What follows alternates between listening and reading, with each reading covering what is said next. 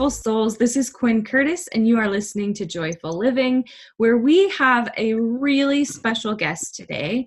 His name is Phil Wilhelm, and he has become a darling, amazing friend of mine that I love this man, and I'm so excited to share him with you. He has so much joy and such a wealth of knowledge and experience that I think you're going to really love this episode. So before we officially bring him on, let me just do a quick introduction so you can learn a bit more about Phil. So Phil has a PhD in education, which is where he's coined the nickname or name. Everybody knows him as Dr. Phil. And so he has spent a ton of years lots of years in education. He has also spent 27 years in direct sales. In fact, we'll have to ask him when he comes on about his top strengths, because this guy is a learner and a figure outer, and so none of this is a surprise when you look at like the kind of amazing guy he is. He also is a musician, and he's played Carnegie Hall twice. Just so cool. And then not too long ago, he moved to a beautiful countryside home just outside St. Louis in Illinois with his partner and their two dogs, Ludwig and Sebastian. So without any further ado, Phil, welcome officially to Joyful Living. We're so happy to have you here. Hi, Quinn. I'm hoping my dogs will stay quiet, and I hope I can live up to everything you just read about me. It's always surreal to hear a bio, even if you wrote it, but to hear someone else speak, you're like, that person sounds pretty cool. Yeah, in the music world, it's just in the program notes. So I never have to talk about it. I just get up and do my music stuff. Oh my gosh, that's awesome. Well, I'm so happy to have you here, Phil, and excited for us to get going. And if your dogs bark, no worries. We always do these very conversational style, as if you were just sitting in my living room and we're just shooting the breeze. So I'm excited. So one of the main questions I love asking any of our guests when they first come on and we first get talking is, what does joyful living look and feel like to you? What's your flavor of joyful living? And while you're thinking of your answer, the reason why we do this is because a major premise of this show is that a joyful or happy, fulfilled life is not one size fits all, that there are lots of ways to do happy lives and living. And so getting to know each of our flavors and what we each prefer, so that we can create and tailor a life that is truly joyful and meaningful to us, instead of just trying to do what society tells us will make us happy and will work, is really where that sweet spot is. So Phil, give us a little bit of background on what your joyful living looks like. Well, gosh, it's been a transformation over my 45 years on this planet. I, didn't have the best growing up experience. There was a lot of drama with family situations. And then, I don't know, it was about maybe 5 or 10 years, probably closer to 10 years ago, between 5 and 10 years ago, I just had this epiphany. I've been reading a lot of self-help books and researching some things, and I just realized, it's one of the things I like to help people today. At the end of the day, no one else is responsible for your happiness. If you think getting a spouse is going to make you complete, then you're definitely going to have some pitfalls. If you think having kids are going to solve a problem for you, it's not going to happen. And so people tend to find things, and I was guilty of the same thing. And I immersed myself, say, in work, right? Thinking work was going to be the answer that kept me happy, motivated. But at the end of the day, you are responsible for your own happiness. Now, that's not to say you can go, crap on other people. Can I say crap? I just did. And so, doesn't mean you can go out and be mean and just do hurtful things. But at the same time, you need to always be doing things that are going to, create happiness for yourself. And so in terms of joyful, whenever I approach a situation or an opportunity or a client or whatever it is, I really think, is this going to create happiness in my life? Is this going to be something that's going to be good for me? Or is it going to be something that's just going to create more drama, or, something that's just going to keep me busy, but not something that I really want to be doing? I love that. And so then describe a little bit of, what's your life like now when you're making those decisions? I know that your move was a big piece of choosing joy with your family life, right? Yeah, we weren't really looking to move. I was doing very successful. You've helped me do some rebranding things in the past year, and we weren't really looking to move. And we were paying off, like the house we were living in, which was a nice little starter home, and really thinking about living completely financially free, which is a really good place to be, right? Not have to worry about money at all. And I'm Mhm. sort of a workaholic anyway. So even though I like to sit back and relax, I do love jumping in to projects. And of course, as we were talking before this started, like I'm still like doing 5 different jobs right now, even, and saying, do I really need this? Do I want to get rid of things? But I think, there were some things that we had on our list of things we want to look in the house. And of course, we were looking online. Everybody plays and watches Fixer Upper shows, and you say, well, these are some things that we want, right? And so when this popped up, the house popped up online through a friend that's a realtor. It had everything we wanted. It had property and land, which we've always wanted. Mm. The house is all brick, which is really difficult to get nowadays. Mm. It had a huge fireplace, and then my big thing was I always wanted to live on water. I love, love, love the ocean, but we live in the Midwest, so there's not a lot of there's not a lot of Not a lot options. of ocean there. Yeah. Exactly. And so this house came up and it had every single one of them. And we ended up seeing it on the 4th day it was on the market. And we fell in love with it when we walked in, that we sat at their dining room table and put a contract on it because we knew it was showing 4 or 5 times a day. It turns out, this is a fun story.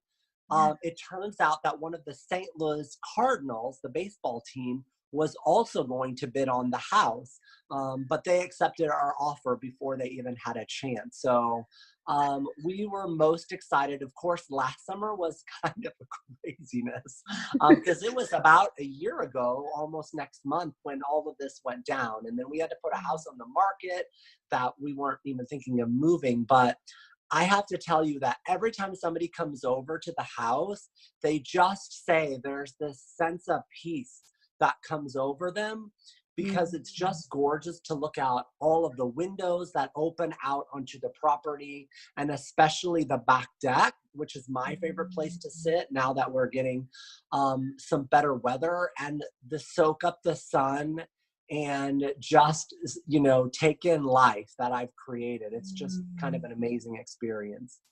Gosh, what I love about that is just, our environments are so important with how they support us in feeling energized and feeling refreshed. And so I love how you guys put together a list of this is what we really, really want to have, that's going to support us in feeling the way that we want.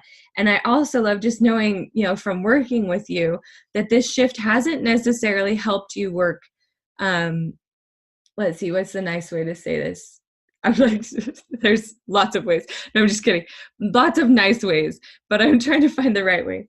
But like internet issues, let's say, like, where it's like it's made some of that workaholism that, like, even where you were saying you thought work would make you happy.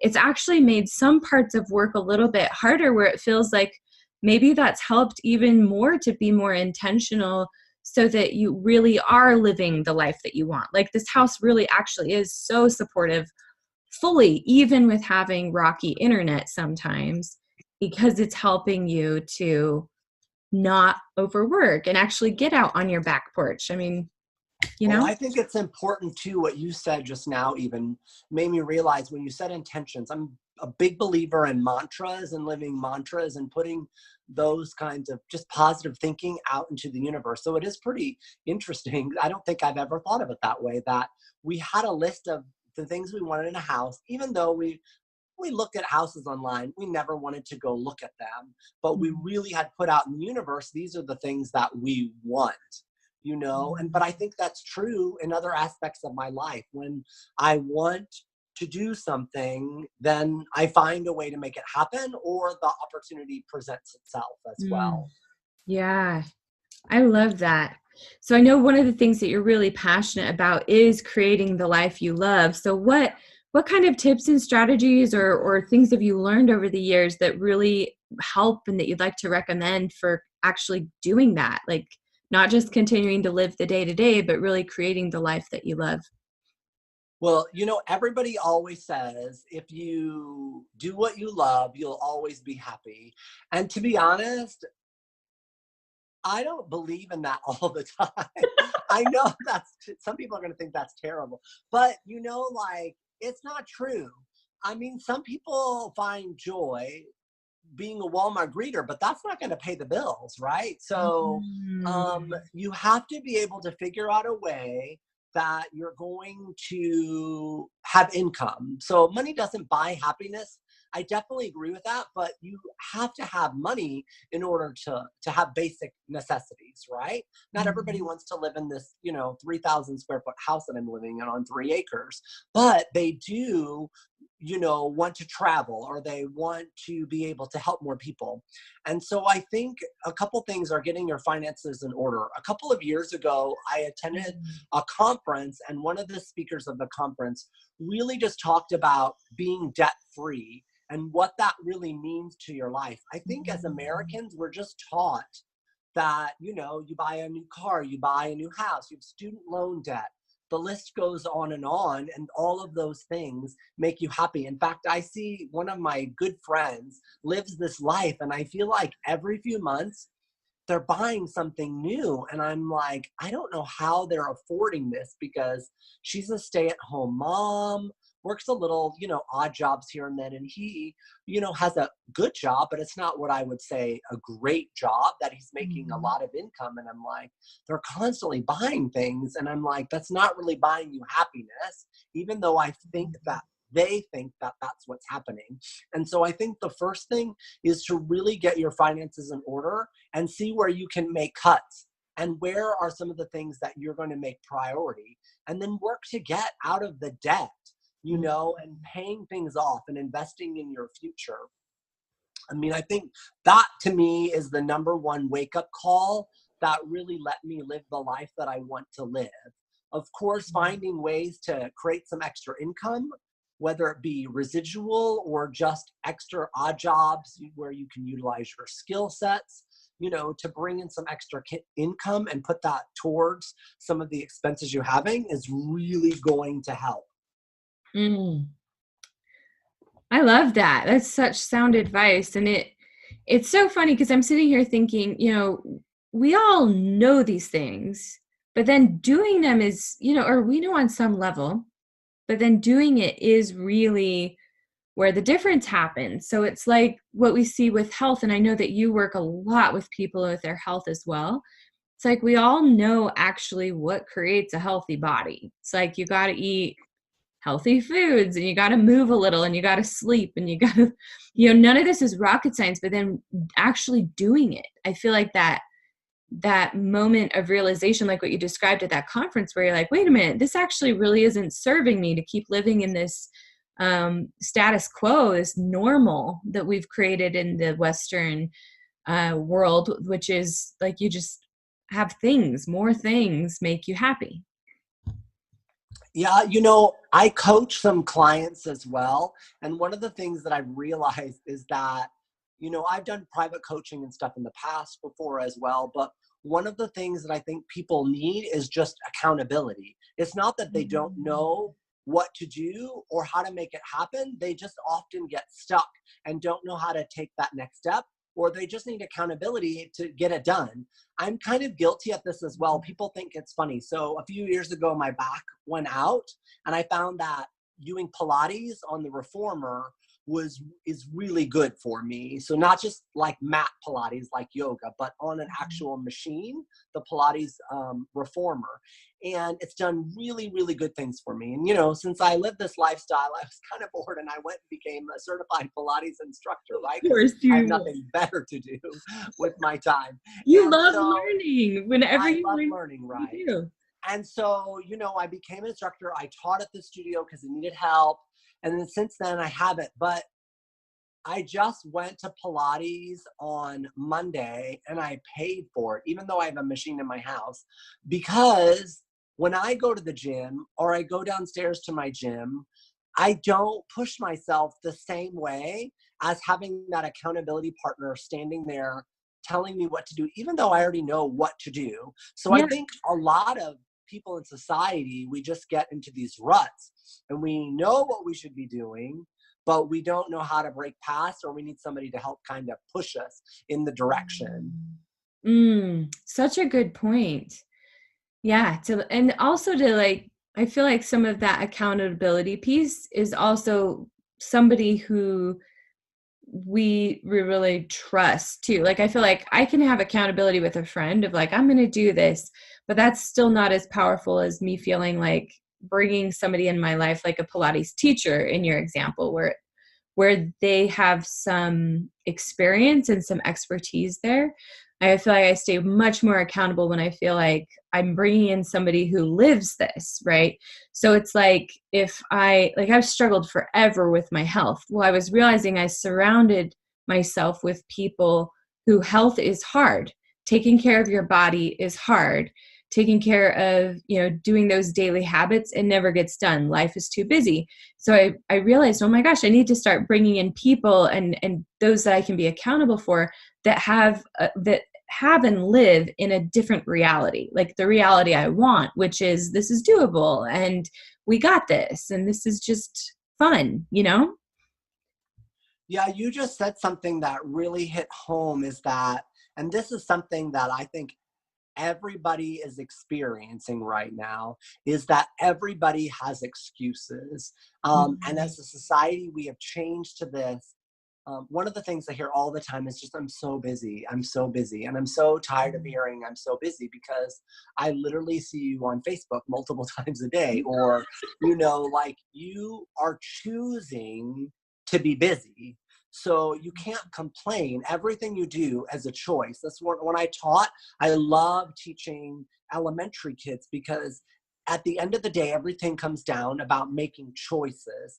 And we produce better productive adults in society when people are able to know that they have a choice, but also choose the choice that's going to help them, right? When we're little, we get consequences if we don't choose the correct way, right? Like we might get grounded, but that's how we learn. But as adults, somehow over the past 10 years, we've fallen into this trap where everybody is just using excuses for their health, as what you were saying, Wow. or their finances, or you name it. It's just everybody has an excuse, but they're not realizing that they put themselves there. It's their own doing. Wow, that is so profound. I've never thought about it that way, but that's so true. It's like we're running away from the consequence or avoiding like actually seeing that, we brought it on ourselves, or maybe even getting out of that zone of when you're a child, somebody else is in charge and somebody else can be a little too hard on you, or they can have grace and totally make things amazing. So I think that's also a trap we get into as adults too, is we keep thinking that if we stay the victim of our life, right? And we stay like, well, these other circumstances are going to either fix it or they're making my life harder, instead of realizing when you grow up and you're an adult, you're fully at choice. Like you're accountable to you. You're accountable to these results, Anyways, I don't know if that's on track, but I'm loving what you're saying, Phil, with that. Any other final thoughts on that note? That is so fun. No pressure. No, that's pretty good. I could go on and on, but it's honestly those kinds of people I can't be around. In fact, it's the kind of negativity that I've been still working on weeding out of my own garden. And sometimes that means even really close-knit relationships, might suffer a little bit because of it. But as you evolve as a human, we're all constantly learning and making decisions that's best going to serve us. And sometimes we need to weed in our own garden a little bit in order to find the joy and not be brought down by people that are living in that, woe is me, sorry me mentality all the time. I love this idea of weeding out drama. I know is something you're also really passionate about. And so with this concept, it's got me thinking about how I've been trying to emphasize this a lot lately because I feel like people, just not enough of us are talking about it, but that it actually is harder to live a happy life in a lot of ways because our society and that kind of weeding out, like you're talking about, that negativity, that's what's readily available. Like you are not going to fit in anymore. If you're happy and you're satisfied in your life and you're feeling fulfilled and you're feeling like excited to wake up for your day, you're the odd person sticking out of most social circles where you'll find yourself. And honestly, that I think angers people as well. I mean, Yeah. just go on Facebook and spend 20 minutes and find how many posts are positive versus how many posts are negative and people complaining about their life. And I think it's kind of a sad world to be in. We're about to enter the political season where, well, that's a hot mess in its own bubble, right? And Yeah. it's just going to get uglier than it even was the last presidential election. And we're over a year and a half out and it's already starting. And that space that people live in is just not a really good place. So one of the things when I work with people or I work with clients, and I've been doing some group coaching things in some direct sale groups, and one of the things I just kept saying is your job is to provide value for people, but not just value, provide a light for people, because people are going to be attracted to you. And it doesn't matter whether you're doing a business or not, right? People are going to be attracted to you when you offer something that's not going to bring them down or make them feel worse about themselves. And so I think society is actually wanting it, but people don't know how to accept it. I think that's interesting too, because even at the very beginning, right before we started, Quinn put out some intentions, and then you asked, what I thought, and I said, I'm just going to receive it. Because one of the things that I've learned is we're so often, and especially as my personality is because I'm a doer. You want something done, I'm going to do it for you. I'm going to get it done really quick, right? You listed my resume. That's not even the half of it, right? Yeah. And so I'm going to do and I'm going to get it done, and people are going to be really pleased with me. But if I'm not open to receive gratitude, love, finances, opportunities, then I'm going to miss it because I'm not sitting back waiting to receive as well. So I think giving and receiving is a two-step process, and you can't always be stuck in one or the other and be fully happy. You really have to be able to do a little of both. That kind of ebbing and flowing aspect. I love that visual. Which brings us, I think, to the next point that I know you wanted to connect about is this work hard, relax, repeat. Would that relate with this receiving piece, or what are your thoughts on that part? Yeah, I think, just people, I know that I'm a workaholic. Like, I know this about my personality type. But at the end of the day, when I sit back and think about things that I like, I want to travel. I want to see the world more. We love to cruise. A couple of years ago, we went on 3 cruises in 1 year. And we like to vacation a lot. And so, but in order to do that, you have to have a little bit of a flexible schedule, right? You just can't pick up and leave all the time. And so I was a workaholic in terms of getting everything done, but only finding, a week to vacation. And I think, I don't know how people function and work, 51 weeks a year and then just do 1 week of vacation to recharge. And so I'm one of these people, well, I'm still a workaholic and I'm working, I don't know, like 5 jobs right now, freelancing and doing lots of things, but I'm choosing to do that. But, I just got back from California, got to spend some extra days visiting out there. I'm going back to California in June. We're planning a fall, getaway. We'll be in Salt Lake in September, maybe another short cruise. And then we always do something big in January. So I feel like you work, but then you have to recharge. And so I like the aspect of being able to work really hard, but also creating the lifestyle that I can kind of take off. So even like today, for example, we have this, chat that we're doing, and I have American Sign Language classes that I'm taking online. And that's all that I have all day today. And so I sat in my sauna this morning for like an hour because I knew that this week was kind of challenging. And I kind of needed to recharge a little bit. And so I need to just take a little bit of downtime today. And after this, I may take a short little nap. Yeah, amazing. I love that. Listening to what your needs are and making that, instead of thinking, oh, okay, this date only has 2 things and it's already been a hard week, so I'm going to try to make myself feel better by working harder, which I think is a lot of our tendencies as entrepreneurs. So Right. it's like, I'm going to get rid of this uncomfortable feeling by working harder. Like I noticed this weird tendency in my own system where I've been dealing with a lot of digestive struggle and food allergies and everything. And so I've had this habit over the years that I'm just waking up to now, which is my stomach doesn't feel good. So let me try to eat something to make it feel better. Like keep eating to try to make it feel better. I do the same have done the same with work too, so. Oh gosh, the food thing, we could go off on a tangent forever.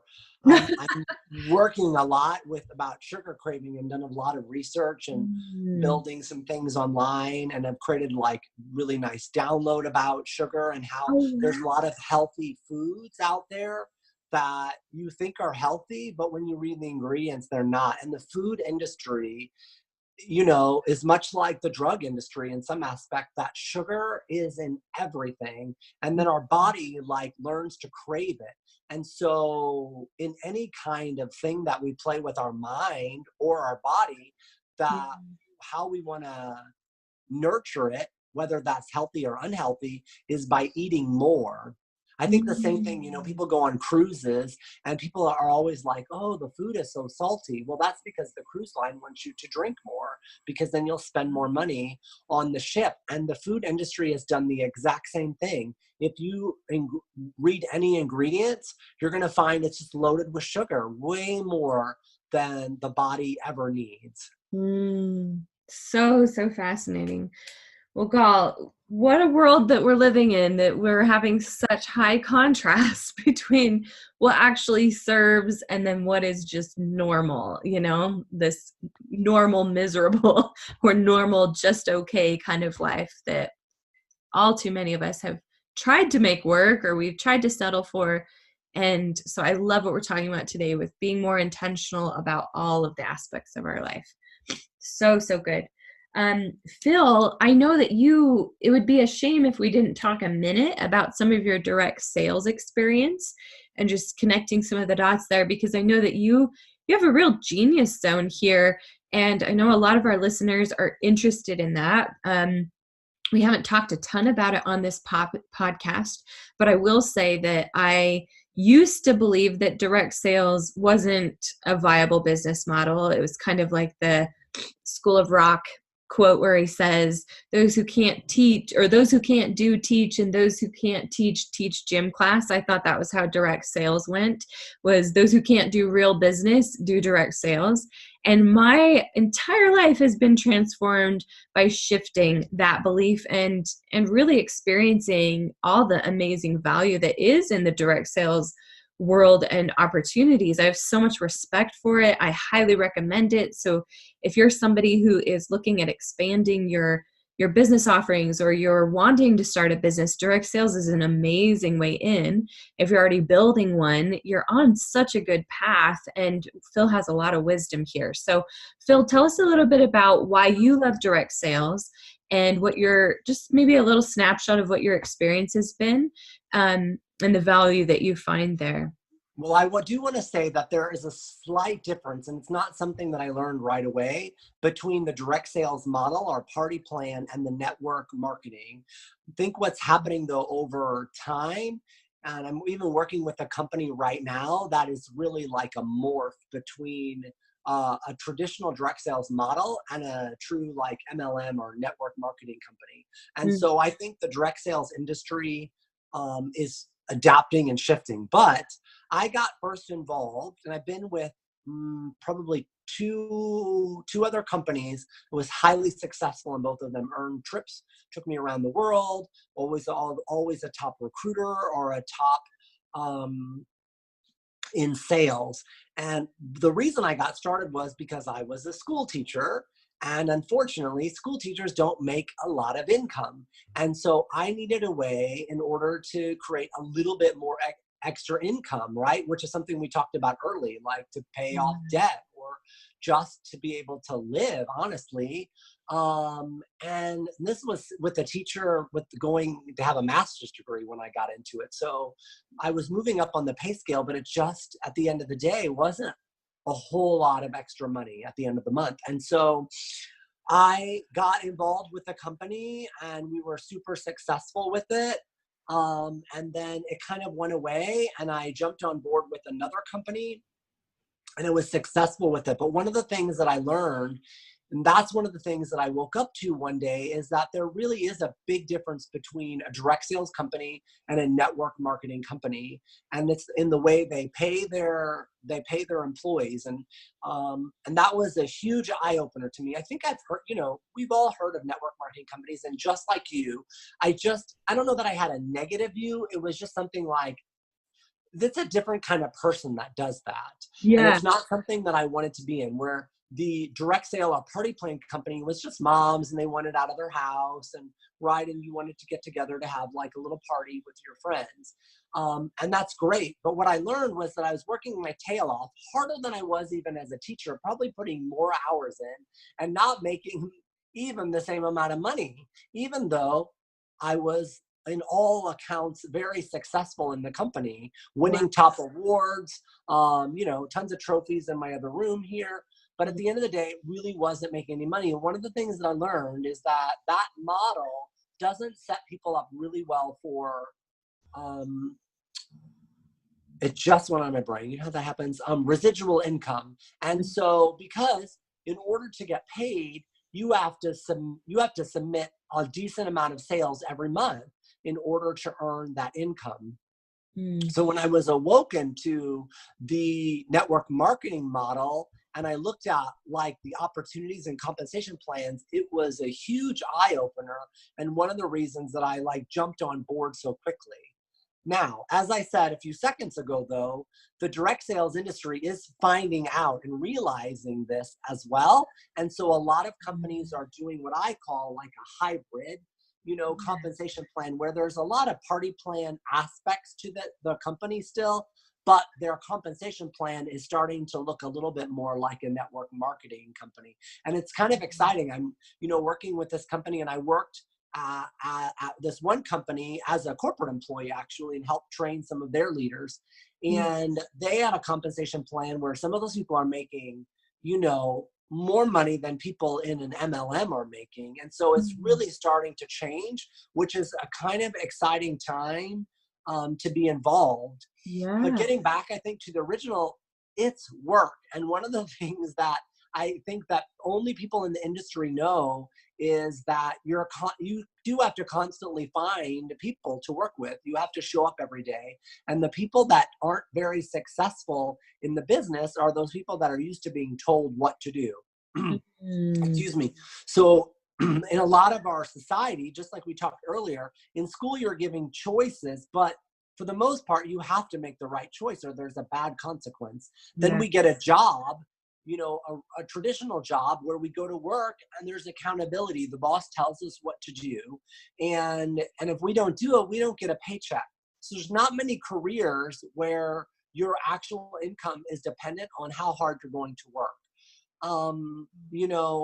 Obviously in the industry though, one of the benefits on the flip side is when you build, a significant organization, some of it starts to happen on its own, which is very nice, right? It's a good place to be and it's certainly comfortable, but you'll soon find out it's still work and you still have to show up, and the only person that's holding you accountable is yourself, which comes back, if you want to be happy, you have to create it, which means you have to do the work in order to create the business you want, the life you want, all of the above. God, I love what you're saying so much, Phil, because I think that's definitely a way where anybody who's had experience with direct sales and MLMs and network marketing, those who have been burned or who don't understand it, I think have become disenchanted by the just get rich quick kind of attitude that sometimes has happened in those spaces with certain companies. And so I love what you're asserting is that it's still is a job. It's still work. Well, job meaning there's work to it. There's accountability. If you don't show up for it, you don't get paid, or you won't get paid as much, right? And so at the end of the day, this goes back to the question we started this with of just like, what kind of life do you want to create? And so I love how you have utilized bringing in direct sales or network marketing and coaching, consulting, other things. You've gotten very creative about how you want to create your income so that it's supporting your lifestyle instead of just getting on the conveyor belt of, Western society of just go to school, just get your degree, just do the job, work the job until you retire. It's really, I love how you're pulling from the best of all worlds to create a life that you want, Yeah. And it takes some planning, right? Like, so you just can't, you can't do it. I got a financial planner even, and it's something interesting. So I'm 45 years old. And my goal is to be completely retired by age 50. So I'm obviously semi-retired now because I do get to pick and choose when I work. And so when I work really hard, but if I want to take a day off, I don't really report to anybody necessarily. So I can schedule my time at least, or my week, making sure I can get the stuff done I need, but also having the time. And so I think it's really possible. You have to be willing to put the work and time and energy into it. Yeah. So good. Well, Phil is such a valuable resource if you are working within direct sales, network marketing, or anything in that realm, or you're wanting to. Phil is an amazing resource for you. And so just a quick shout out to Phil and his website. You can go find out more and connect with him at drphilwilhelm.com, which that website will be in our show notes as well. And you can get some more support to be able to really tailor your life to what you want and use these tools to be able to do so. Anything you'd like to say in connection with that, into anything that you offer or that you'd love for people to take advantage of? Well, one of the things, if you're listening to this right now and you're involved in a direct sales or party plan company, I want to talk to you just because I want to awaken you. Here I was very, very successful, but really wasn't making all that much of an income, and until somebody had opened my eyes as well. So I'd love to just present and show people there's another way to do the same amount of work, but really double or triple the amount that you're making. And of course, on the flip side, if you have a decent organization, then I offer coaching or team group training as well. And I've been very successful. I put together like a 5-week boot camp that I've been, circulating with people. And we just focus on 4 skill sets. So I've been doing this a while. But one of the things that I've learned as an educator as well, I think it's a perfect combination. So I know what works and what doesn't work, but what I found, it doesn't really matter what industry you're in or what company you're with. It comes down to 4 skill sets, and you have to be good at all of them, or at least doing all of the activities. And that's prospecting. You have to go find more people because everybody runs out of people eventually. The second skill set is closing those people, meaning how are you going to convert them to a sale? How are you going to get them to come to something? How are you going to get them interested? How are you going to get them to join your team? The third skill set is follow up. And you have to have a system in place. And this truly a system. You cannot keep track of 100 people successfully and keep following up with those people without a system. So you have to follow up. And the fourth skill set is professional development. You have to learn what's working. The way we do direct sales today is not the way it was even 10 years ago. People just aren't having, the pampered chef parties that they once were. Everything's just becoming online, but growing online is not really an easy thing. And so you have to find the right way to work your business by still doing all of those skill sets. Such valuable insights. I love those 4 skill sets, Phil. Thank you for sharing that. Again, listeners, you can go learn more and connect with Phil at drphilwilhelm.com. And just a quick shout out, Phil, as he mentioned earlier in the show, he did some branding work with us. So you'll see his beautiful website. It's one of our favorites. We absolutely love how it came together. But aside from that, I did wonder, just Phil, since you're a client of ours and you hopefully had a positive experience, would you mind sharing just a little bit about your time working with us for listeners, anybody who might be curious? Yeah, so I did a couple of things actually. So you and your team really helped me figure out branding first, which I think was more important before the website, because I had a website, but it was functional, but it wasn't really my flavor. And it didn't really lead people anywhere. It just gave them information.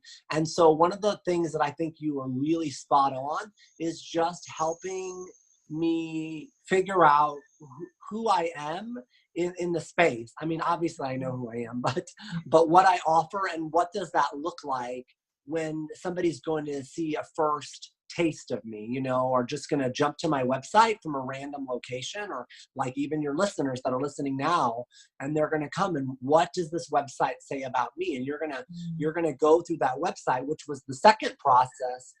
It really turned out really well. I'm really happy with it.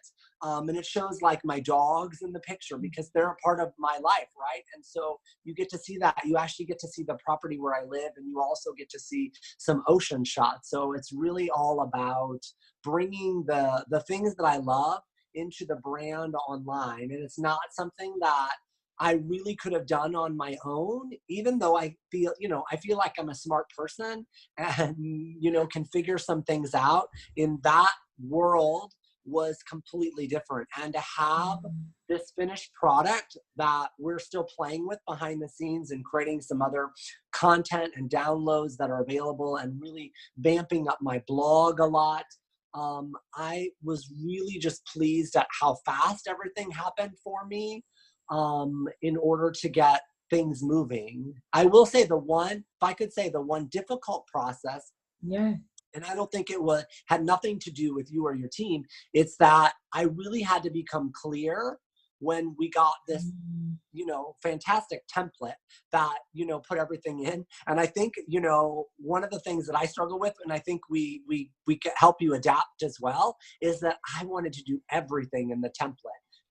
I wanted to show everything, and then realizing, I don't need to do all of this. We need to just bring it down and make it really, really specific. And so working with your team of designers and just them willing to do whatever it took. I know we struggled with really one thing, and I was like, I really want this to work, so that it just happens on its own. And your designer really, went and did some research and figured it out and got it working, which has been an amazing tool. So I'm really, really, really happy with how it turned out. Oh, good. Thank you so much for sharing your insights.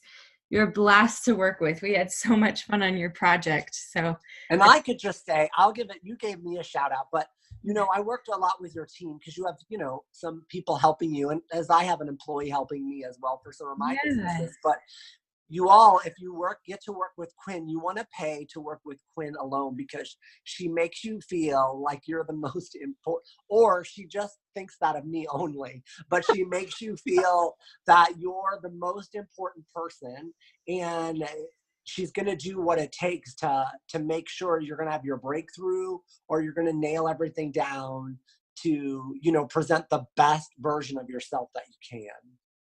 Oh, thank you, Phil. I'm so glad. That's so sweet. Oh, well, I just adore you. It's been such a joy to have you on the show. I would love to do some little rapid fire questions to just wrap up.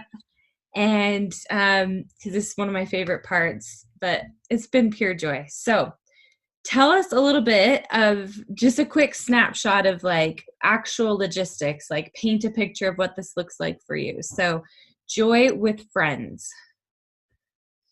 Sitting on the back, barbecuing, the back patio. Oh, I love that. Love, love, love that. Okay, how about joy with your family? Let's say joy with your extended family first. Gosh, what family is to me and to most people are probably two different definitions. So it's kind of probably the same answer in terms of just sitting down without the distraction. So like out in the back, going on vacation together, but not, just sitting down and barbecuing and conversing and getting rid of all of the other distractions in our life. I love that. How about joy with your partner? Going on vacation and just binge watching Netflix. I love that too so much. Okay, how about joy with solo time?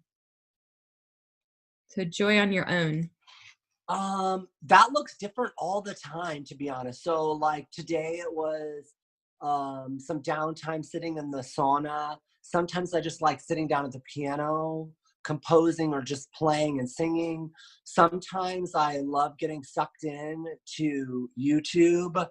So though it really just, there's nothing constant in that one because I always love to mix it up.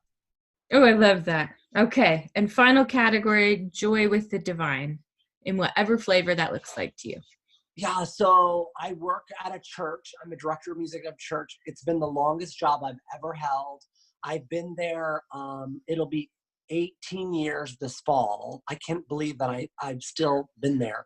But I've also went to seminary and have had all the lay training possible. And so worship to me is slightly different because I'm there working, but it always comes in music to me. I just love listening to music in the car while I'm traveling, or just sitting down and doing some praise or gospel music here at home. Gorgeous. I love getting to know those things about you, Phil. That's so fun. Goodness. Well, it's been such a joy to have you on the show, Phil.